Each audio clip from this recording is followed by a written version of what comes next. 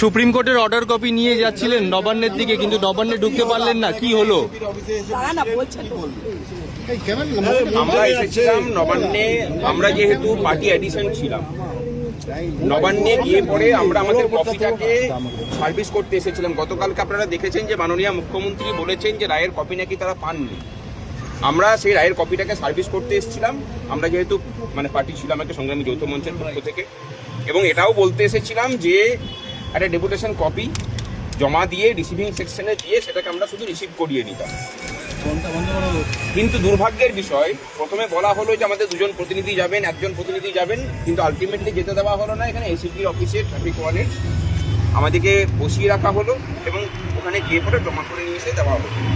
কিসের অসুবিধা আমরা জানি না। রাজ্যবাসীকে বলছি যে এই যদি রাজ্য প্রশাসনের সদর দপ্তরের অবস্থা হয় যে যেখানে সাধারণ মানুষ একটা কপি জমা করে রিসিভ করতে পর্যন্ত পারবে না, তাহলে এই প্রশাসনটা কিভাবে চলছে সেটা ভাবুন একবার। আর রাজ্য কর্মচারী সমাজ এবং পেনশনারদের বলছি যে যেভাবে এই রাজ্য প্রশাসন আমাদেরকে নিয়ে সন্ত্রস্ত হয়ে আছে, আপনারা দয়া করে রাস্তায় নামুন। রাস্তায় না নামলে পরে এই সরকার এই রায়কে ইমপ্লিমেন্ট করাতে আরও টালবাহানা করবে।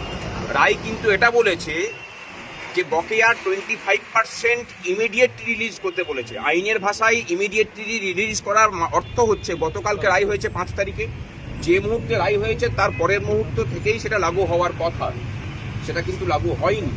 লাগু করার দিকে তারা যাচ্ছেন না। অন্তর্বর্তী বাজেট তার প্রমাণ। 10,000 কোটি টাকা খরচা হবে 25% দিতে গেলে, তার কিন্তু কোনো প্রভিশন বাজেটের মধ্যে রাখেনি। অর্থাৎ তারা এখনো পর্যন্ত ধনাই পানায় রাস্তাতে যাচ্ছেন এবং যেটুকু খবর আমরা পাচ্ছি সরকার রিভিউয়ের দিকে যাচ্ছে। এই মুহূর্তে আমাদের কর্মচারী সমাজের দায়িত্ব এবং কর্তব্য যে রাস্তায় নেমে সরকারকে এই বার্তাটা দেওয়া যে তুমি অনেকবার অনেক কোর্ট করেছো, এই রায়ের কোনো রিভিউ তুমি করতে পারবে না।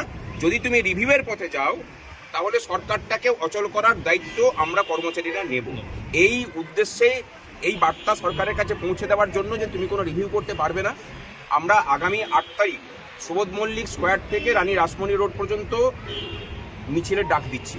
কর্মচারী সমাজের কাছে অনুরোধ যে আপনারা পথে আসুন। এই ডাক কিন্তু সংগ্রামী যৌথ মঞ্চের পক্ষ থেকে শুধুমাত্র আমরা দিচ্ছি না, এর সাথে কর্মচারী পরিষদ সহ সকল সংগঠনকে আমরা অনুরোধ করেছি এই আন্দোলনে যোগদান করার জন্য। দরকার হলে কর্মচারী ঐক্যের পক্ষ থেকে নামা হোক, কিন্তু সকলে পা মেলান, আসুন, পথে নামি। সরকারকে বার্তা দেওয়াটা খুব প্রয়োজন।